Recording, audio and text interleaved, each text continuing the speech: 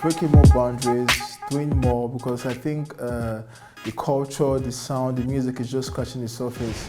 I mean, from my perspective, the future of Afrobeats, in general, I'll say is very, very promising, right? Because we've experienced and witnessed greatness. It's going to be for us creating experience with the art that we have and just truly exporting the African culture. 2021 was a great year, or is a great year for Afrobeats, and definitely there's a lot more to come. I think we're going to be playing a lot more in the international space. There's a lot of acceptance, of like our sound everywhere in the world right now. Evolving, sustaining what we already have, and just evolving into not just what's greater, but what retains what we are, but next level. People might not like what is next for Afrobeat. What is next for Afrobeat is that the Afro is going to become very, very democratized. So it's going to be Afrobeat, but not done by not done by Africans.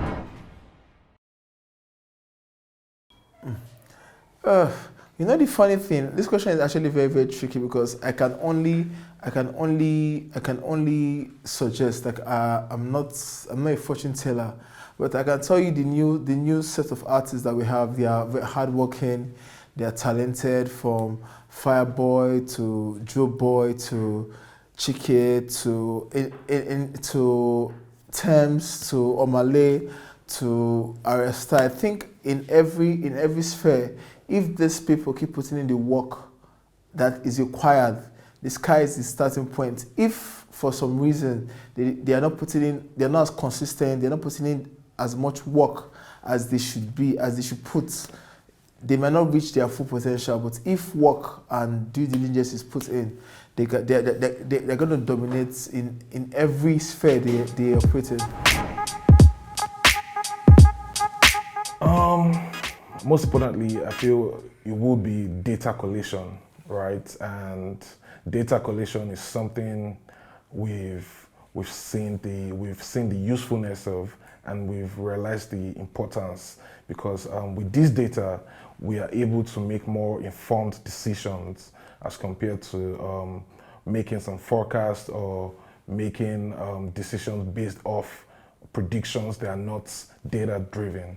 So I know that with the evolution and creation of data solutions, so to say, in the music industry and entertainment sphere at large, would be a really game changer for the game and for the entertainment sphere.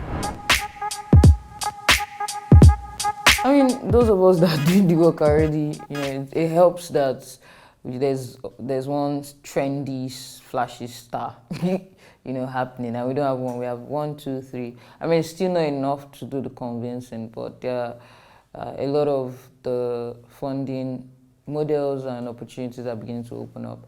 I mean, 2019 into 2020, I'm sure like a lot of business people did a lot of groundwork, traveling to the UK, to the US, doing presentations, having discussions. Then COVID happened. So I think a lot of us have spent 2020 and 2021 rejigging, what these situations should look like, what these things should look like. So I think we have better proof of concept now to have these conversations. Economic-wise, really probably not the best time, because people are looking at the economy like, come in, do it cheap, and get the most profit, which wouldn't still make the result or get the result that we're looking for. But more people are interested, more people are open. I think a lot of what the global front, the guys at the forefront that have the star power, that have the fame, can do for us is be knowledgeable enough that when people ask you questions, or work with your team so that they educate you basic, because what you say, it has more impact than what we in the background say. So the main product, which are the artists, the producers, have a lot of work to do in terms of saying the right thing at the right time. But investments are coming, it will come. It's just hoping that it gets into the hands of the right people to do the actual job. Well, I like that we're saying new reality, because the truth is that they should never have been allowed to do just that from the get-go. It had never really been a game of just make the music and then that's it. That's not how superstars are made. It never has been. It's about you as an individual. What you're selling is an in, but what people buy into and what they stay has always been about the individual. That's what makes super fans. And I love that this year has shown more people that. And if, you know, the ones that finally see that, it just means that next year is more money for them. That's really how I see it. It's more money for them, but also more sustainable streams of income that outlive the music. More trustworthy streams of income that outlive the music, but also more loyal fans that they can count on. So whenever they decide to maybe pivot or do a switch into whatever else it is, they have people that follow them, follow their brand. That's, you know. So more superstars, really, more superstars in the sense of the word, in a 360 way. Yeah, I think one of like the first things that that they have to do is to make sure that they actually have like teams looking out for them, ensuring that all their things are done well. And I think as a society too, we have like a lot to play in like ensuring that we are not actually giving like all these like songs that are obviously I don't want to use like the wrong words, but to ensure that everybody's getting their due, and there's a lot of structure. I think that structure thing is like a thing that is actually getting more and more, or getting better in the country. There's a lot more structure.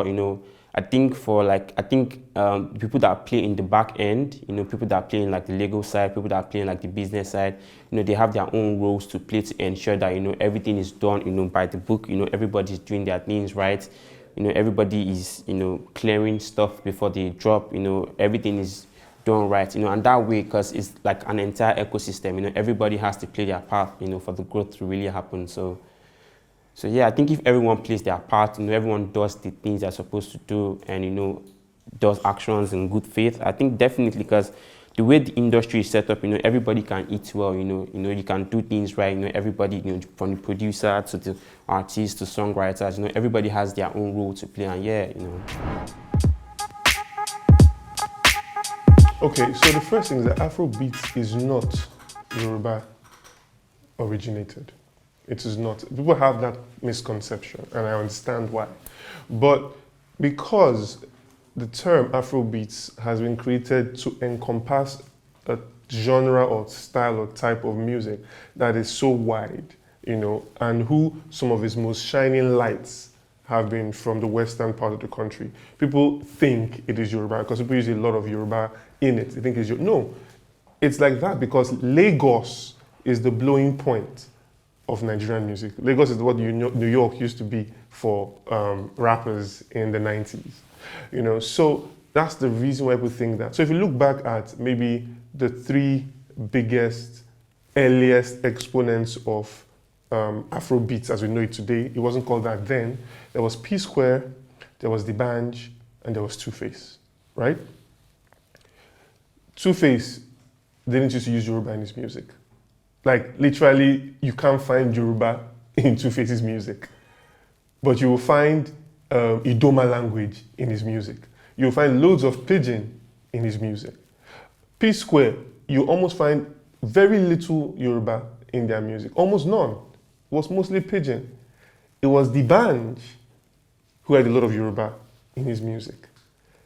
P Square were boys that were born and raised in Jos, but they were Igbo boys, or are Igbo boys. Two Face, Lagos, schooled in IMT Enugu before he left school, and he's from Kogi, or Benue. So you're looking at, the spectrum is Nigeria. It's not one thing. D'banj was that dude in the UK, Nigerian, Lagos, Western Yoruba boy, and he came here and made it happen. So it's always been diversified, but Lagos has always been the blowing point. So a lot of people have thought, oh, it must be Yoruba or it must be Lagos for it, but not necessarily.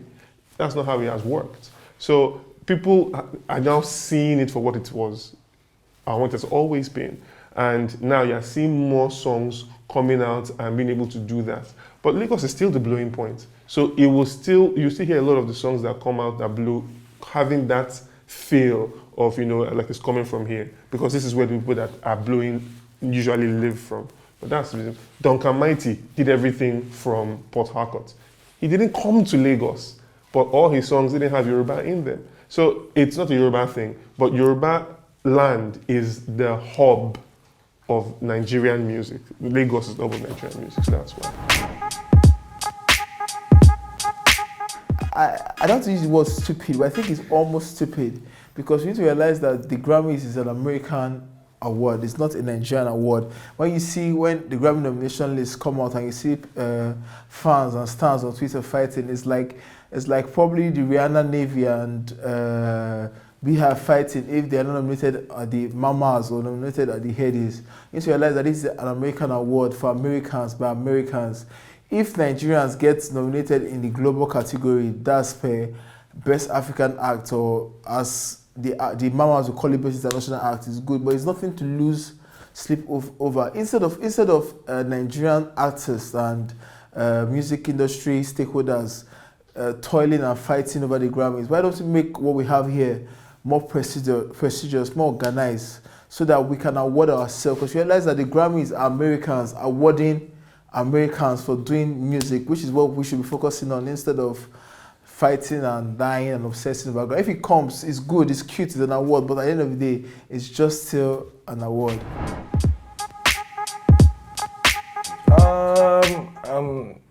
They all have different pathways, right? And one thing I can tell you for sure is that they are not going to stop creating, because this is why they started this whole game. This is why they're in the game. They're in the game because of their creative ability, because of their talent. So I can tell you for sure that what's next for them is they're going to keep dishing out more and more amazing content, music, diversifying into the business aspect of the game as well, and their brand at large, as well as creating platforms for new and emerging talent. I think we have to also, before I answer your question, I think we also have to look at like news, like the new COVID variant, and I hope that doesn't affect things, because I know Canada and a couple countries, like a couple European countries, have given travel bans and all. So I don't know how that will affect, because no one wants a repeat of 2020.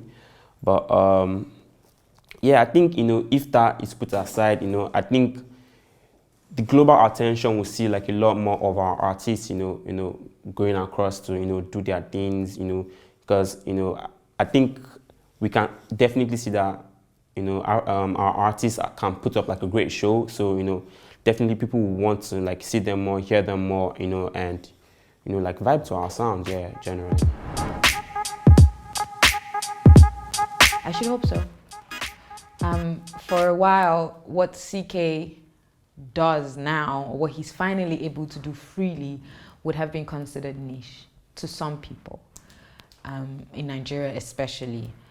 But now he can do what he does on a global stage, Somebody saw what he did at the Wizkid concert the other day and made a funny joke about him, Ed Sheeran in it. And I'm like, that literally is the truest form of performance that he could have ever done.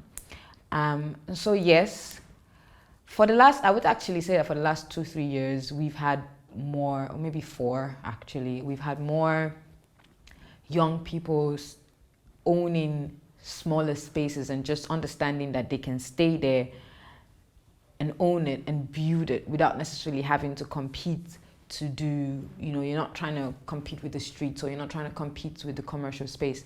You can make your space valuable for you. People like Falana, for instance, Tolani is coming up, stick in your lane, but not like reduce yourself, because it's such a big space, but like you say, it's niche. So I do think that yes, a lot more people are going to be able to do that in the coming years, because it's shown them that, you know, and with the whole digital space and how much money they can quote unquote make. And back to the very first point about them building, will I call it, extra avenues of income outside of just the music. So somebody who's creating a niche audience is not just banking on how they can digitally sell the music, they're also looking at the merch and how they can liaise with brands that fits them. So it's not going to be a worry of, can I make money if I'm only catering to this bunch of people, because you know that you can, because there's all these other things that have been shown to you in the last years. Whew. Man, this one is quite interesting because there's quite a number. Mona Lisa is definitely one of them. Mona Lisa is already pretty much blown, but I feel it's yet to be stretched. Holy Father by Mayokon and Victoni is another one on the radar right now, and I'm looking forward to the exciting damages that will be done by this record. And yeah, I'm looking forward to new music from Davido. Okay, so I'm an album guy. You know, I love songs, but albums give me a spectrum of the person. You know, I'm not just listening to your music, I'm finding out who you are, which is why albums like Fireboys, Laughter, Tears and Goosebumps is a forever classic. You know, you have a spectrum with albums. Song-wise, like in the Turntable Top 20 songs, which I told you as amazing, I felt like 2 songs really stood out that didn't make the cuts in that 20. 2 of those songs were AV, Big Dog Boys, and Logi and Sars, Mona Lisa. Those 2 songs were monsters, and I'm also somebody who is very particular about songwriting. The ability to, you know, write properly is such a key thing, and those 2 songs were excellently written, you know. So I think what I'll be doing is, instead of not, you know, saying, oh, this song is going to be blessed, I'm going to be looking forward to who's going to push the bar next, both in the album and in the songwriting of the songs that are going to become huge. Ha! Bad man looking mad in Dior. So I think Ruger's Dior and Useless is gonna be nasty. Oh, I actually think the whole EP, but I'll pick Useless and Dior, and CK's Emiliana. Oh God, that record. It's going to be, I feel like it's going to have like the same effect of Kiss Me Through the Phone, but TikTok era. That's what Emiliana is going to do. And I think CK is going to have a lot of Latin collaborations next year, and I'm really looking forward to that. I'm also really looking forward to a lot of Caribbean collaborations from all our guys.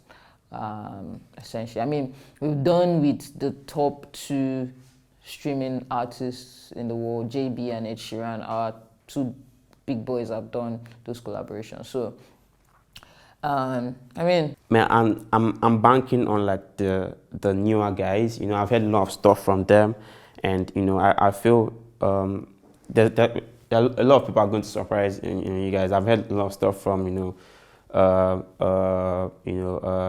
J Blue, 96 Music. These are guys that you probably don't know now, but you know, I think one thing that every year brings out a new artist. You saw Aya Star with, you know, all the things she was able to do. Ruga also. So I feel, you know, 2022 is not going to be any different. You know, House Boss. You know, a number of guys are coming with serious hits. You know, just ETA. You know, I think it's just. We just have to, like, you know, look out, you know, and always be accommodating of like the new guys. But yeah, I'm banking on like the new guys doing, like, you know, a lot of damage in 2022. Can I say I don't know?